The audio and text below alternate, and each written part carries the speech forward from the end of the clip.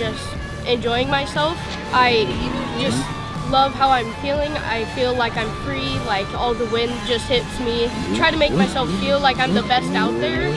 And even though it may not be true, I'm out there still believing in myself, because like you got to be positive and believe in yourself to be able to be good at riding. This is Cade from California Adventure Academy. We are here at Motocross Week